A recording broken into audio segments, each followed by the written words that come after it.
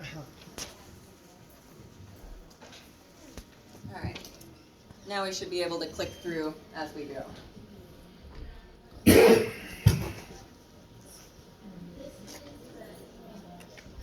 Okay, perfect. So the basis of this case, in the case of the August complex fire, we have 2 points of admitted fault. We do have more that we have found along the way, but these are the 2 that we have to start with, and ones that, to my knowledge, caused the most amount of damage. So in the beginning, we had the fire started by lightning strike in Mendocino. Normal occurrence. But that fire, they wanted to turn it into a controlled burn during conditions that were not adequate for that, nor did they have the preparations needed to make it that. So when Trinity County petitioned to Mendocino to put it out, they ignored them. And we have it now on video, them ignoring the request and talking with the community about the fire. So we are going to be gathering all the official documents for this. It'll be about midsummer because we have to petition it through the Freedom of Information Act. So it's going to be a minute, but before you file that claim, check in with us to get those official documents. You won't need all of the evidence, but just where it applies to your property. Because the case begins in the beginning of this fire, the whole August complex fire, including all 5 counties, apply to this case. So we also have, for this area specifically, the back burn that was started on Rattlesnake Creek on South Fork that burnt down the mountain, through Ruth, jumped the lake, and burned through Hettenshaw, and I believe part of Kettenpah. So that alone is what took out most of our communities and a lot of Six Rivers National Forest. I now have reached out in Mendocino. We're doing a talk there next week, and Tehama is on board as well. For mostly there's this forest reparations. Thankfully, they only had 3 residents lost because they were mostly a CAL FIRE fire. But, and then the good news is, unfortunately it's not soon enough, but the Alaskan team is banned from the area. They are not allowed to come back. So I don't know exactly what disciplinary action they were given, but I do know that they are no longer allowed to come back to this region. So go ahead and next for me. All right, so while the Forest Service has admitted fault, the case needs people coming forward, which, as you know, now Facebook's about 200 people. We need more. I mean, we're getting better, but those statements are really important at this point. It's 1 per adult, and the claims are 1 per parcel. The more people that give statements and submit claims, the more chance we have of compensation. We need strong voice. So even if you don't need the compensation at this point, it is still helping those that need this claim to go through, that need this claim to work, that makes it worth filing for everyone else. So as we said before, you only have 2 years to file. We recently found out that they need time for response. So we're encouraging by the end of this year, like I said with timber, whenever your foresters are complete, go ahead and do everything else on your claim, leave the foresters to last because they're going to be late fall due to the rush on the logging. So, okay, go ahead and click for me. That should be all that one. So what you can claim for, total loss, any damage to your property. Could just be simply of a fence, loss of timber, injury, loss of personal items, loss of equipment or vehicles, damages to bridge, culverts, access ways, and if you have something that's not listed, that also counts. Just let me know. We also found out recently that permitted crops you can file for loss for as well.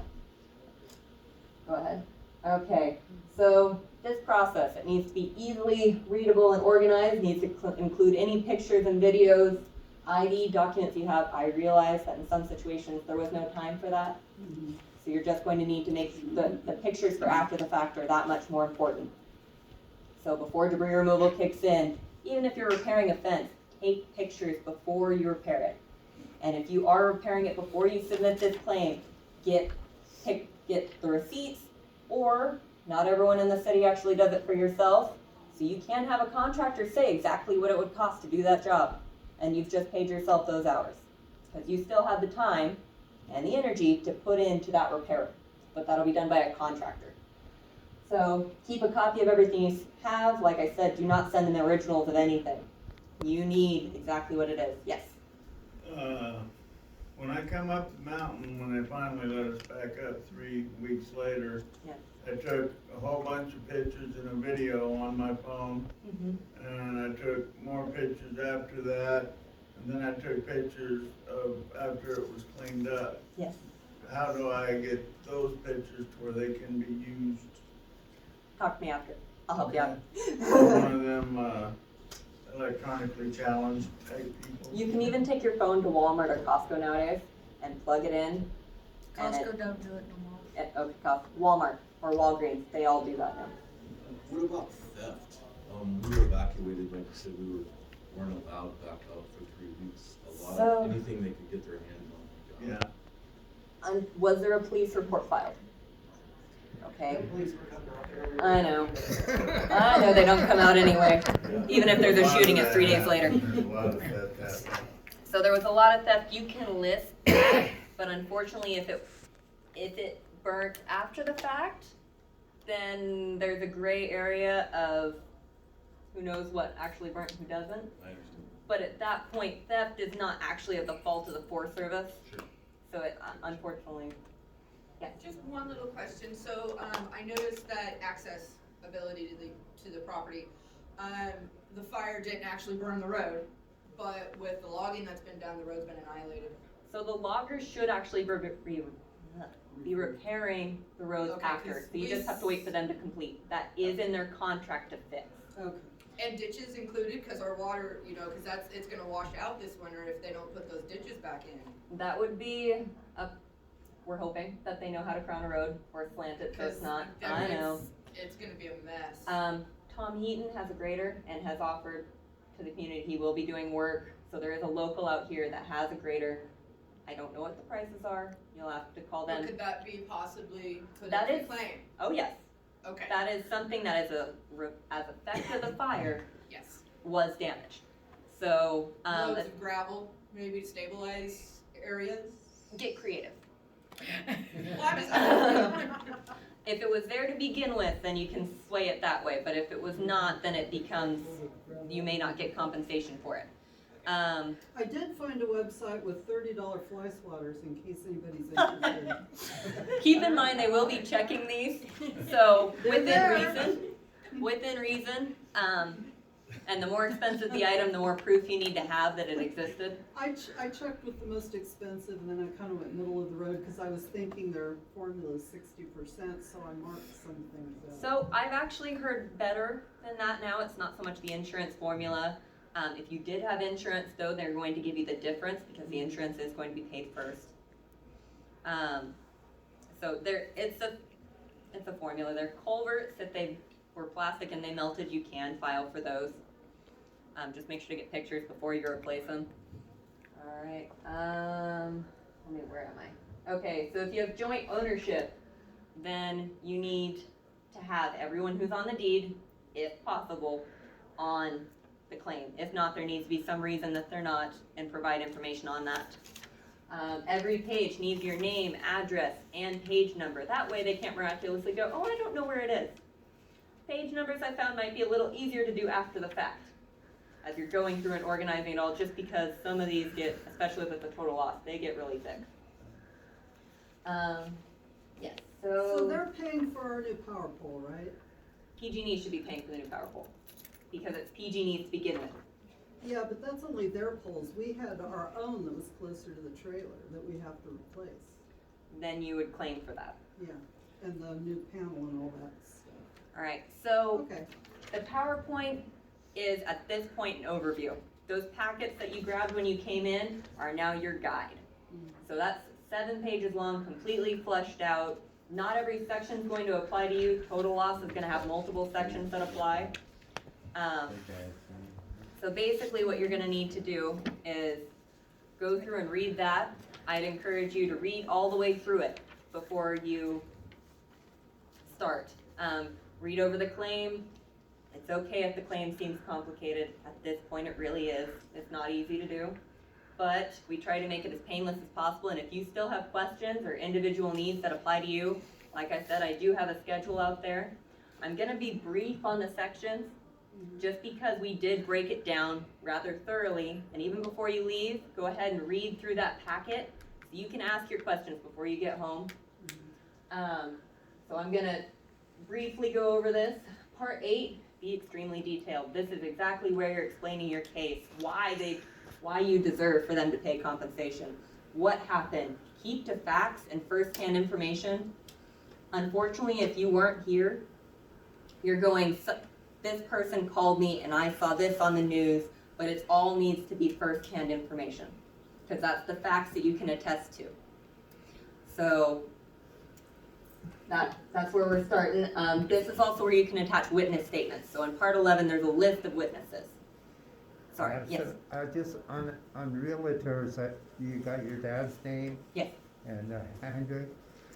How do they go about assessing a place that is no longer there? So for total loss, we're actually in the midst of, so there was no guidebook on exactly how to do this, and I'm not gonna lie, I don't have a legal degree. I have a business degree, and I've spent 3 months on this now and about 300 hours.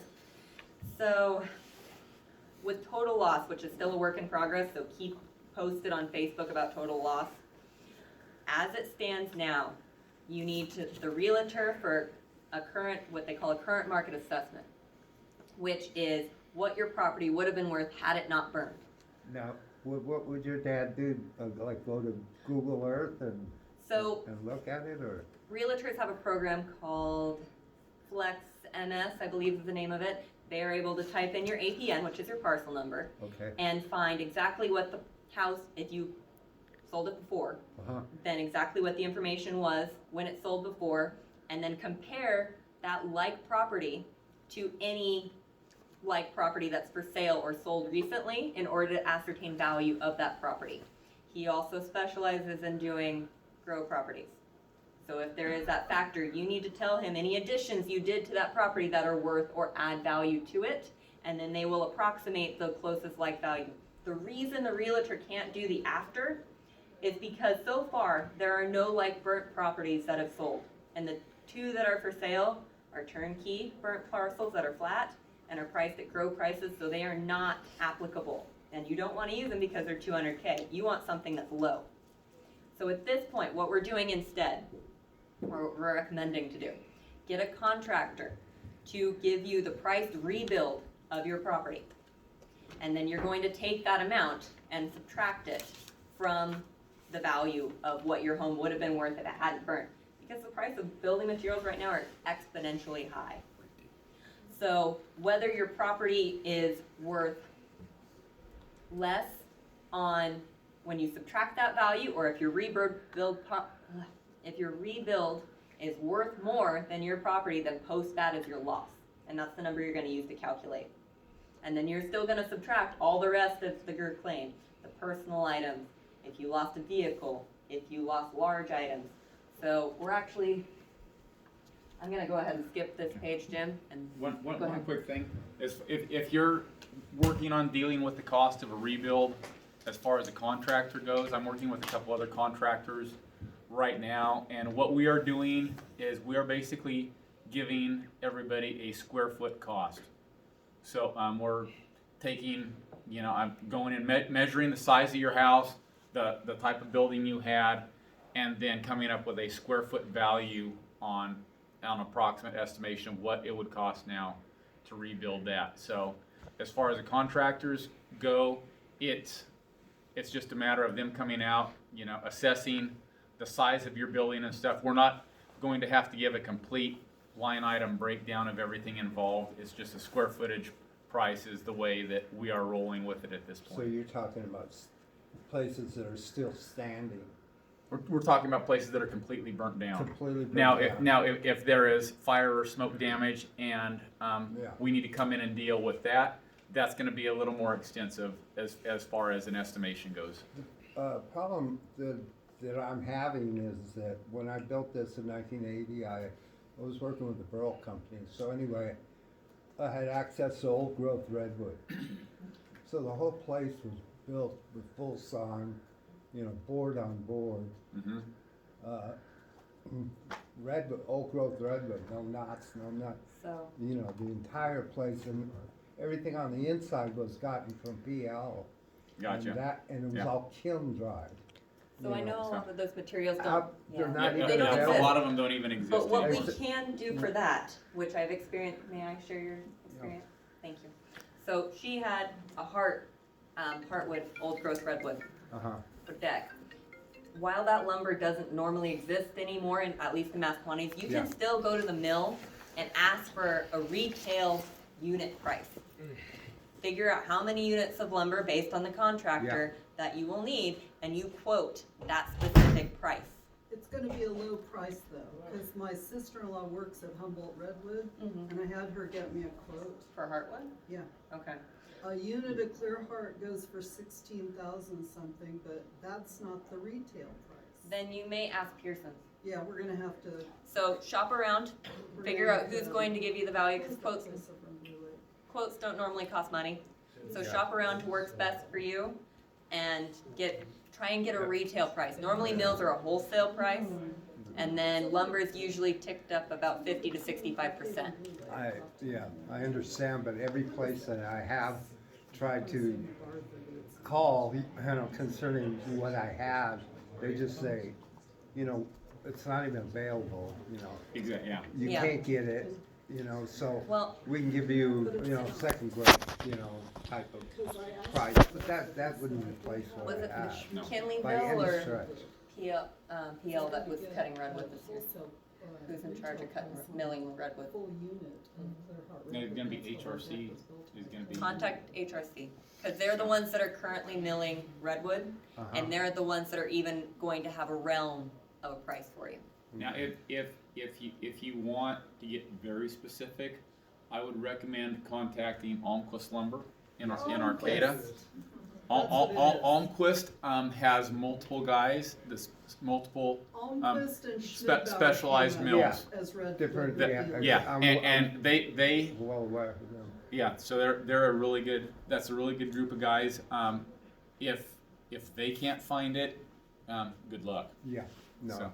because, all the inside was curly and burl, Yeah, and that,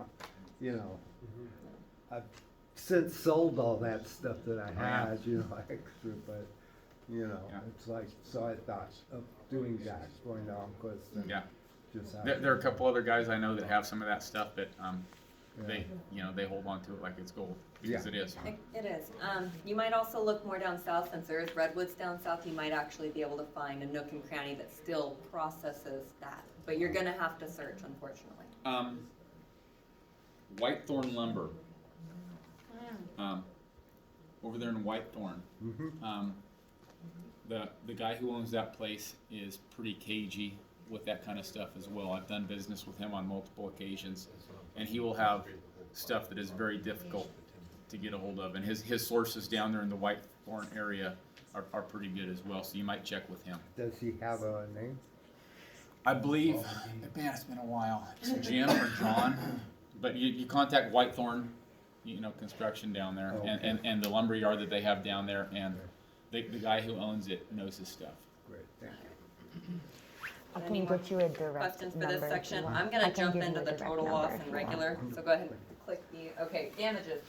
Go ahead and click one more time. Alright, so, in cases of total loss and partial damage, here's where, this will be in more detail, so don't worry about remembering it all today. I'm trying to simplify it a bit more so you can read it and absorb it on your own. So for each assessment you need 2 signed assessments by competing, disinterested, and licensed individuals. So for a house, it's going to be the realtor and contractor combination we talked of before. But then you're also going to have your list of personal items that were in your home, which we'll get to in a minute. For partial damage, it's easiest to use contractors. You're going to say, how much will it be to repair this damage? And you're going to get 2 separate quotes. These need to be exact numbers. They cannot be wishy-washy. So you need something to say $12,800, not an estimate of maybe it'll be $12,000. This needs to be an exact number on letterhead that they sign their name to. And put their license number and their full name so that it is legally valid. And this cannot be a relative of any kind. You cannot work for this person. They have to be disinterested. Okay, for bridges and access ways, you can't, if you want to repair it using heavy equipment, then get a licensed heavy equipment operator. If it's more complicated than that, like you have erosion, then unfortunately you need an engineer. But if we do have a list of resources on the table out there that we've gathered, we will continue adding to this list on Facebook. But yep, exactly. Any electricians? I can come up with some. Right, okay, thank you, So, appreciate you. Any of those resources that you need, we're continuing to add to that list as we go along. Post your need on Facebook and we'll see what we can do for people that, one, are local, so you don't have the cost of travel. And, exactly, right? Okay, next one. So, loss of timber, do you wanna take this one real quick? The timber one's gonna be fairly difficult. The reason for that is the requirements for the two licensed foresters. The process for the timber is that the foresters have to cruise the timber. They have a very specific regiment that they're required by the state to use as far as calculating and proving that their estimate on the timber is going to be correct. That being said, the cost of your average timber cruise is going to be between $2,000 and $4,000. Unfortunately, just like with everything else on this, you need two competing bids. Okay, so and then on top of that, as far as if you're going to be logging or anything like that, the cost of the whole process, although now with the emergency exemptions and stuff is down, it's still a fairly expensive process. I would say that if you, I think you gave some numbers there. Yeah, if you have less than $30,000 worth of timber would you be logging, I wouldn't recommend going ahead with a compensation. No, I just salvage log and go from there. Yeah, I would just salvage log and go with it at that point. As far as anybody with cattle and that kind of stuff, usually with damage to livestock, the person or company in this case is typically liable for, what was it, 7 years? Yeah, down to Seven generations.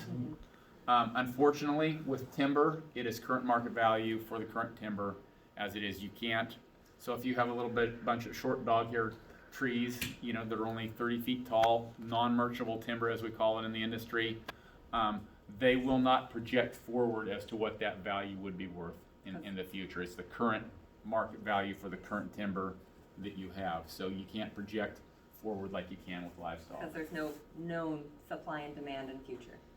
Yes. I overheard that at the last meeting, there was Jim Johnson from Xenia. He brought up the fact that his whole 160 acres of timber was burnt.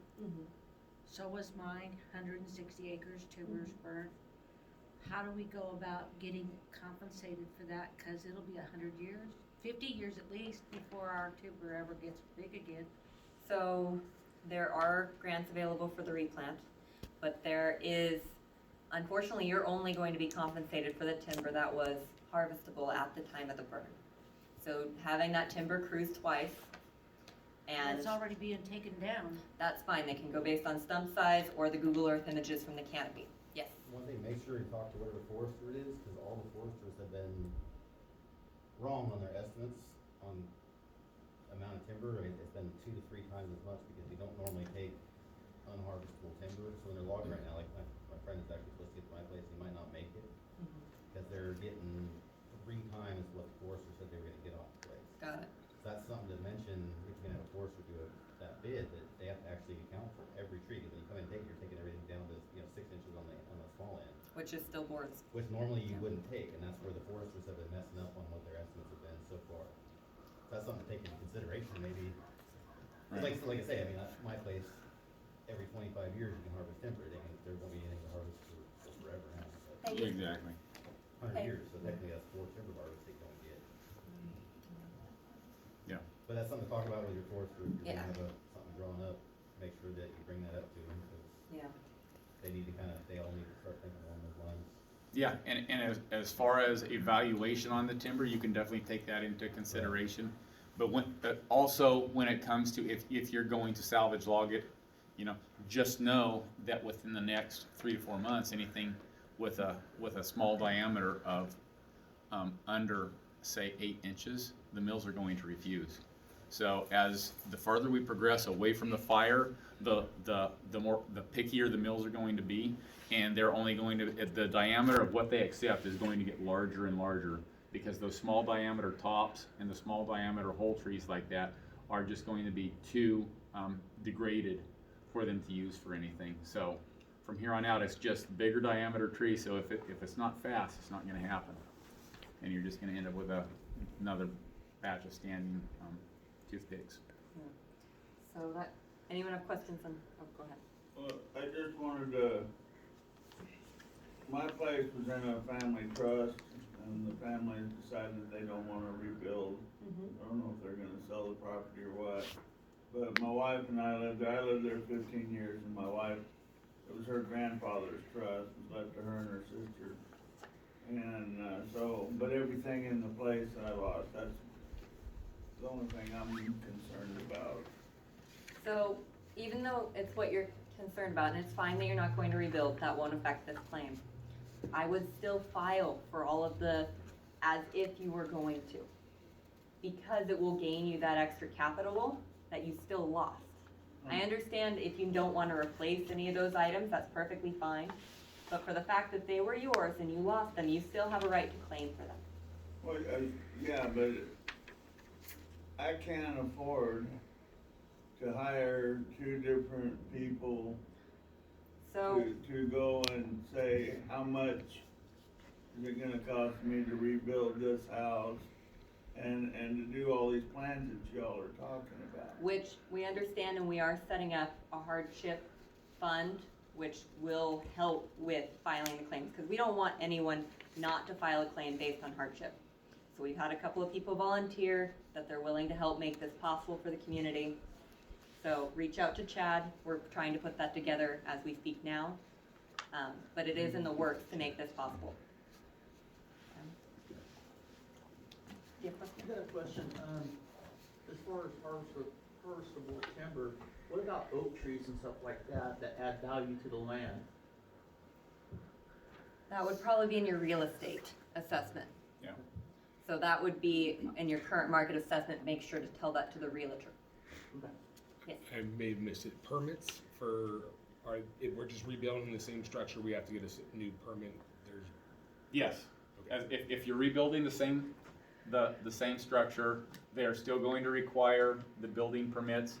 If you're staying with the same number of bedrooms, then they are waiving the septic tank stuff, is our current understanding last time we talked If to your the county. septic tank survived. If your septic tank survived, yeah. They're recommending having it pumped so a professional looks it over. Pumped and checked, but they are not requiring that you go with a new septic tank permit And if there's, and stuff like that, as long as you're staying within the same bedroom, number as. you can request your blueprints from the county too if you don't have them. Those are filed as public record. Okay. So you can request and Sometimes. submit sometimes. They're saying, my contacts with the county are saying that a lot of, if it's not within the last 5 years, there's a good chance that they are not going to have your old, So- your old prints. Stick with the square footage and the number of bedrooms and you should be fine. So livestock, it's basically if you lost livestock, any records that you have of that livestock, bill of sale, pictures, brand inspection records, ranch operation records, they're not all required. The more you got, the better. But obviously a lot of that stuff burnt. But if you have a head count, then I'd submit that. Permitted crop loss. So this is new, we're attempting on it. If you have permitted crop loss, and it must be permitted, then you can ask the dispensary or whoever you were licensed dealer that you were going to sell to for 2 quotes for that, whether it was smoke damaged or whether it was a full loss. You can submit for that. If you're non-permitted, here's the disclaimer. You cannot grow on that property again if you want to file this claim, because there is a federal inspection involved. If you choose that you're not going to grow on that property again, clean up the greenhouse or whatever evidence it is, and you can go ahead and file. But that's the warning, because this crosses, it's no longer just a county bust, this is federal. I wouldn't recommend it. Okay, go ahead, Jim. All right, so personal property, this is actually a little outdated. There's examples on Facebook which you can use. I'm gonna say just refer to the booklet because it actually puts it a lot simpler. Item description, how much it is to replace, and then we found web links are easiest now. I originally said pictures, takes up way too much room. Put the web link of where you found that replaceable item. If it's a more expensive, if you're thinking it's over $2,000, you need quotes and estimates to prove that that item is worth that. So if you lost solar, if you lost water systems, a hot tub, things like that. Generators, things that are pricey, get estimates. And at least 2 of them, which usually are free, to prove that you're owed that amount of money. And then vehicles, they just need make and model and year. You can get a copy of the title from DMV or a copy of the registration. They don't need both. Whatever was a tractor, like Then whatever brand of tractor that is, I'd get the replacement value or quote for it. okay, thank you. Yes. What if it's something that was already on the property when you purchased it? Like there's no title to it, there's no registration. Then I'd get a like item that you can find online. It's still yours, you know, it was a loss, so if you can, like you said. Some form of replacement, like Junior Barnes, I mean, any of that, you just get the replacement value. If it's expensive, I'd get 2 numbers. So when you are adding up your total, you're not going to use both numbers. You are only going to add, I'd preferably add the higher one, of whatever those quotes are. And then that is going to be your exact total. On 12D, you must add an exact number or they don't have to pay you. Because that is the number that you are saying that they owe you. And that's accumulation of all the numbers combined. You take your highest of your quotes, is what we would recommend. It's what I'm gonna do for me. Take the highest quote of everything, your list of all the personals you lost, all that kind of stuff, and that last number needs to be the total of absolutely everything. This is the number that you're shooting for that you want. Correct. For renters, so your personal list of property is going to be your property damage total. And you do need something, your rental agreement, or if there wasn't a rental agreement, because we normally go handshakes around here, then you need a notarized thing from the owner saying that you were renting here under this agreement or these terms. Just to prove whether you're a leasee. For lease lot owners, you are going to be putting Humboldt Water Board as the owner of that land, even though you own the lease to it. It's still going to be them, though you are going to be the one paid as a claimant. All right, go ahead to the next one. All right, sweet, questions? I think we kind of went through them as we went, yes. I talked to you the other day about adding sales tax or shipping costs. Yes, not required. You can, it's still a cost you incur. The sales tax is going to be the location that you're in. Yeah. So, which varies city to city nowadays, so. But you can add shipping, it just creates extra work usually. Okay. So if you're wanting to put in the time, you can definitely claim for it, but I haven't been saying it's required just because it is It's not necessary though. correct, but it is going to compensate you more money. It's still something you can claim for. We did some for insurance. I haven't even had to find the valid links for insurance, and it took me 18 to 20 hours to do a household, and that's without finding a replacement. So I'd start with personal items and get the contractors and the assessors lined out, because it's gonna take you a lot of time to realize exactly what you had and to go room by room and remember exactly what you lost, because even now we're remembering things that we forgot to put. Like I forgot to put that there was a mattress on the bed, just because it's not something you think about.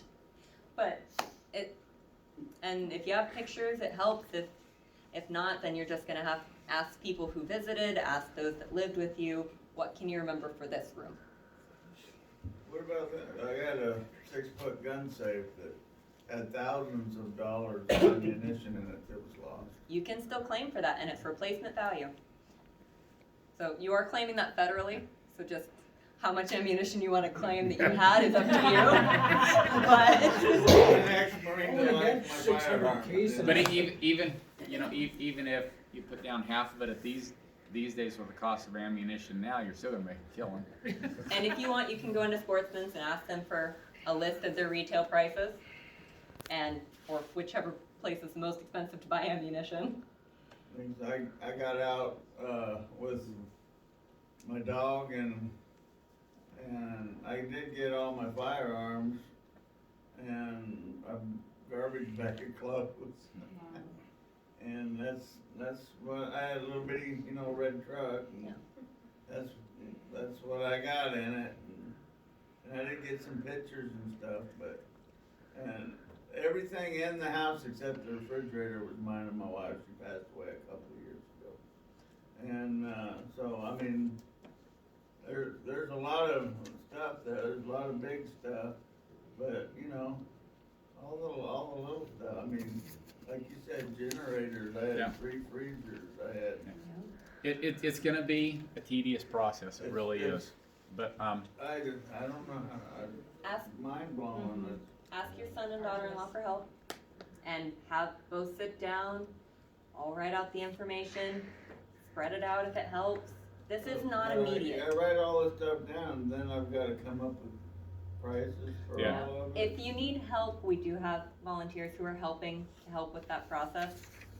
And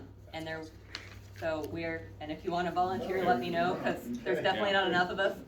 But, all of that, we're trying to make this as painless as possible, and it is miserable going back through a home that you lost. You're not doing a very good job on the painless part. I'm sorry. Imagine it would be a lot more painful otherwise, well, I tell you what, Jim. That document, it helps a lot when you get frustrated. Yeah. I go, sticking it to the man. I do that 14,000 times a day while I'm looking for my new salt and pepper shakers. There you go. go. I go, Some people in here have really good tech skills to where they can just click on the site and, oh, there's the item I need, and they can just take I and don't do computers. put the site right down on, an Excel spreadsheet or something like that. I am not that guy. Yeah. So I can help in a lot of areas, but the technology part of that is not my Sounds forte. pretty good, I can get him to help. Yeah, and if you need any help, especially, I can get Cody a rubric to start with, to guide him through, to help, to make it easier. Yeah, and we're here to help you guys, in every way we can. We're all in this together.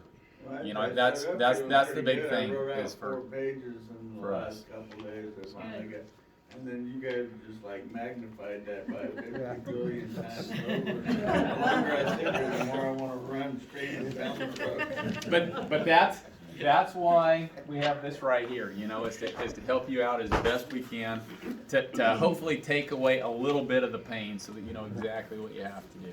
Or at least take out some of the frustration.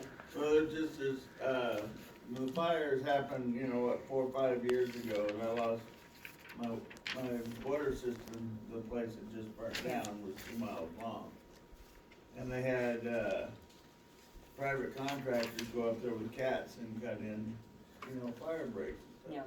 Well, when they did, they went up our driveways and dug up all the water systems and all the water lines all the way up to the tank, and then went around the tank and on up the hill digging up the water line. Well, long story short, I went through this, I went to all the meetings at the Forest Service and filled out all the paperwork and did all the estimates, although it wasn't as detailed as this, it was just the water system. Yeah. And after roughly a year, I got a neat little letter in the mail saying that they don't know which private contractor dug up the lines. If I can find out who it was, I can sue them, and So I can't sue the federal government, and I cannot appeal this case. So is that a class action or a tort claim? I have no idea. Do you know? Okay. So this isn't suing, thankfully, because that's a lot more time and a lot more money and a lot more work. Believe it or not. I mean, right? So this is just for damages. You're not signing for emotional damage, unfortunately, even though that's probably the most. You can't file for the things that are the most valuable, like pictures. But it should get you at least a chunk to hopefully rebuild a life. Whether you choose that that's here or not, that's fine. But we'll try it. We're available. There's a scheduling sheet if you want one-on-one time, whether that's a phone call or I am back out here. And I can meet up with you if you're out. But whichever works to make it a little bit easier. Anybody else here realize that how much of a pack rat you really was? After 50 years, yes. My dad's old welder that was older than I am was up under the back of the trailer. From what I understand, Yes. there's a maximum claim, even if you have $1 million of claim, it's still 250 is the top, right? So that goes into what they're federally insured for. I do know that if it's over a certain amount, they have to send it to Washington in order for approval. I don't know whether that 250 cap applies. We're still trying to get a pro bono lawyer. I'm supposed to talk with one on Monday who has agreed that they don't want to pursue, they're okay with us not pursuing the class action, and finally got one or two on board that's okay with us filing the tort, and hopefully I can get more of this set in stone and make sure that this is the right way we're supposed to go with it. For all the information I found and read, this should be on track, but all those nitty-gritty details, I should have more of that coming in the next couple of weeks. That's another thing is how many, I never realized, I guess I did, but I never really thought how big, you know, this is the biggest fire ever in California. So how many people's gonna be joining us? I went for a drive this morning, just cleared my head, and I went out past Berry Creek. I never realized how many private homes were out that way. So And I passed one after another, and everything's gone. I went 20 miles. So there's an official count for the incident report was 935 structures, but I found that count was actually incorrect. Dan Fraser said that our structure count for Trinity County was well over 900, with resident loss of 230 homes. But that does include the Zog fire, which Happy Camp lost a lot of concentrated residences. Tehama lost 3, Glen lost 10, Lakeport won't get back to me yet, I've tried. And Shasta, to my knowledge, was only forest that burnt in the corner. So locally, we had 38 residences. Full-timers. Full-time residences and 72 lease lots. Does that include the vacation properties? Lease lots would be But 72. it wasn't leased. But Then- that doesn't include Okay. other private properties that were second homes or anything like So that. for Trinity, we're looking at. And that was what we knew of, you know, from personal friends and stuff that lost. So our group isn't that big compared to the actual fire. So I'm doing a talk in Mendocino on the 17th in Covelo to try and get that portion of the fire. It's supposed to be about 50 people. So we're collecting. Anyone got resources in Lake County, let me know, because they're a pain to, thank you, talk to me after. Because they're a pain to get a hold of. But we're trying and it's building. And we're reaching out with journalists in order to help spread the word that we are staying non-political with this. We will submit a regulation change to hope that this doesn't happen again, but we are not involving politics in this. One of the guys working on cleaning up the property down there mentioned to me that his house burnt in the Paradise fire, and they're still waiting. They're all in limbo. So they have a better chance than the Lewiston one because they're actually suing PG&E, but PG&E is known to draw these things out. So they're probably going to be waiting 10 to 15 years. So PG&E, last I heard, set aside $3 million because they then filed for bankruptcy, regulatory bankruptcy for restructuring in order to avoid the full payout of Paradise. So that's part of the reason why we're not doing class action. So Okay. That makes we sense in researched my it. head now. Yeah, we tried to make this so that you had a fighting chance. So the fact that they admitted Yes. that it was their fault, I guess, or partially their Yes. fault. That helps. That helps Okay. immensely. Tremendously. Yeah. Where did they admit that there was negligence? If you're able to comment either on or after. This is the interviewer, so Yeah. careful. Did they admit it publicly? The one that I will say where they admitted fault was on the backfire burn on the 27th. Rattlesnake. And on the Rattlesnake Creek. That's what took all our places out. And, but there was, Both told me that. they have some more stuff going on over on the initial site over there on the Mendo Shasta T with the burnout that they did on, I believe it was Raspberry Gulch. Over there, and where that one got away from them. Same type of incidents, firing off on a red flag day.